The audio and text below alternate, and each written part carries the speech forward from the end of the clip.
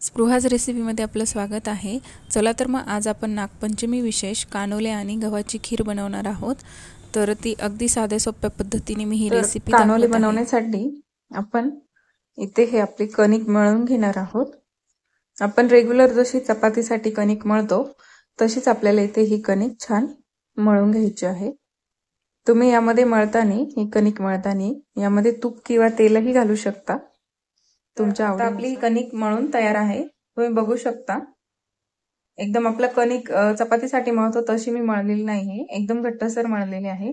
तरीही आपण आता 15 मिनिट आपण भिजू देणार आहोत। तर इथे मी 6 तास आधी हे गहू भिजत घालून घेतलेले होते। तर हे अर्धी वाटी गहू घातलेले होते। तर आता हे छान स्वच्छ धुवून आपण कुकरला खीर बनवण्यासाठी घालून घेणार आहोत। यामध्ये गव्हाच्या 4 पट पाणी घालून घ्यायचं आहे, जेणेकरून हे गहू छान मऊसूत शिजतील आणि आपल्याला खीर बनवण्यासाठी मस्त सॉफ्ट असे मऊसूत शिजून तयार होतील। तर बघा, कानवले बनवण्यासाठीची जी कणिक भिजवली होती ती छान आता भिजवून तयार आहे। तर आपण त्याला छान एकसर आणि पातळ असं लाटून घेणार आहोत आणि त्याला आतमध्ये हे साजूक तूप लावून घेणार आहोत।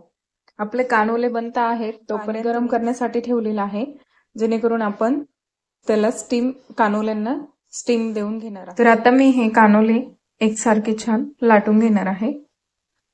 तर बघा, अशा पद्धतीने आपली ही पोळी लाटून तयार आहे। आपण जशी आपली साधी चपाती रोज लाटतो त्याचप्रमाणे आपल्याला हे लाटून घ्यायचं आहे। तर मी आता याला थोडंसं हे साजूक तूप लावून घेणार आहे, जेणेकरून त्याचे लेयर जेव्हा आपण याला वाफवतो तेव्हा छान सुटतात, चिकट होत नाही। आपण जशी घडीची पोळी बनवतो त्याच प्रोसेसने आपल्याला हे छान फोल्ड करून घ्यायचं आहे।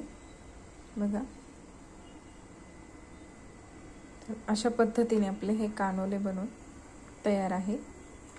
तर आता मी बाकीचे कानोले बनवते। अशा पद्धतीने हे कानोले बनवून तयार आहे। तर आता मी याला वाफवून घेणार आहे 10 ते 15 मिनिट। आपण ज्या भांड्यामध्ये हे वाफवणार आहोत तर त्याला आधी तेलाने किंवा तुपाने ग्रीस करून घ्यायचं आहे, जेणेकरून हे कानोले खाली वाफत असताना चिकटणार नाही। तर आता आपण हे 10 ते 15 मिनिट छान वाफवून घेणार आहोत। तुम्ही ते बघू शकता, आपले हे कानोले छान बनवून तयार आहे। तर आता आपण हे थंड करून घेणार आहोत। हे खिरीचे गहू शिजत आहे तोपर्यंत बघा, मी इथे खिरीसाठी लागणारे हे चवीनुसार गूळ, एक थोडंसं जायफळ आणि ती वेलची पावडर घेतलेली आहे। तर आपण ह्या खिरीसाठी दुधाचाही वापर करणार आहोत, तर त्यासाठी मी इथे दूधही घेतलेलं आहे। तर मी इथे हे दूध थंड घेतलेलं आहे, गरम दूध आपल्याला घालायचं नाहीये।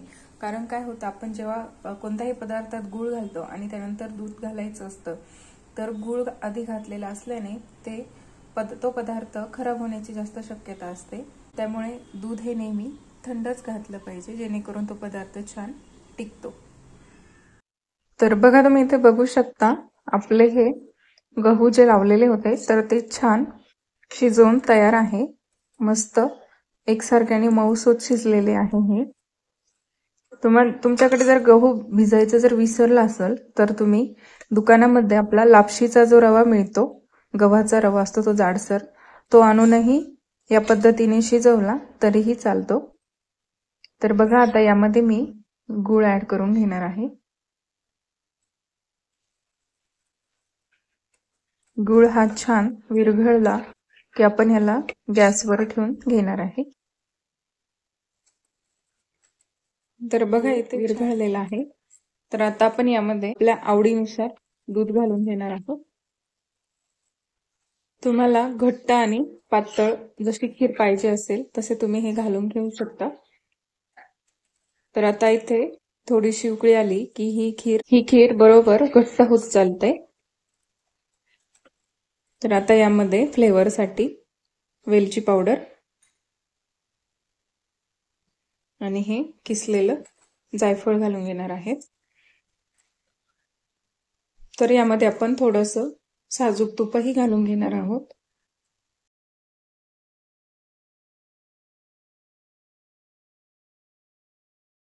तर अशा पद्धतीने नागपंचमी स्पेशल एक उकळी काढून घेणार आपले हे आहोत। कानोले आणि खीर बनवून तयार आहे। तर ज्यांच्या घरी अजूनही तवा ठेवत नाही नागपंचमीच्या दिवशी हे पाळलं जातं त्यांच्यासाठी ही खास रेसिपी आहे. तर नक्कीच करून बघा.